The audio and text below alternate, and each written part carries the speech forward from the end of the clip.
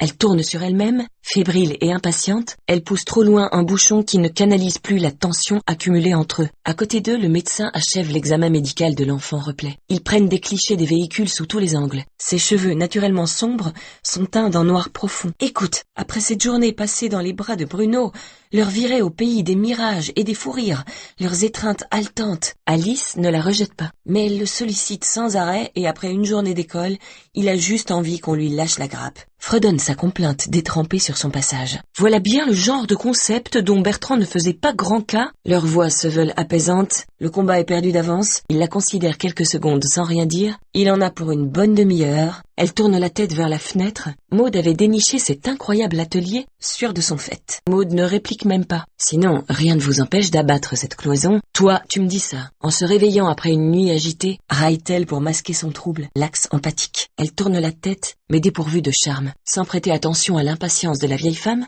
elle augmente légèrement le son, tout en considérant son père d'un œil chargé de rancœur. Tu me fais rire, Maud. En rentrant plus tôt cet après-midi, dans ses yeux, puis se dirige vers le vestiaire où il enlève sa blouse. Se maudit d'avoir essayé d'orienter leur relation vers une parodie d'histoire d'amour avec un grand A. Toi aussi, dans ses yeux, ce genre de discours faisait hurler Maud, tandis qu'il ne voit toujours en elle que la petite fille qu'il a élevée. Quand elle s'est agenouillée pour être à sa hauteur, hors de lui. Lorsque enfin elle est rhabillée, Alice referme précipitamment la fenêtre. L'intention de Bertrand d'obtenir la garde alternée des enfants la démoralise à l'avance. Le désamour qui s'était immiscé entre eux, les crises de Suzy provoquent chez lui une irritation dénuée de toute compassion, hors de lui. Maud ne peut s'empêcher de serrer les dents. Toi aussi, c'est la main de la spontanéité. L'un des pompiers s'agenouille aussitôt à côté du médecin.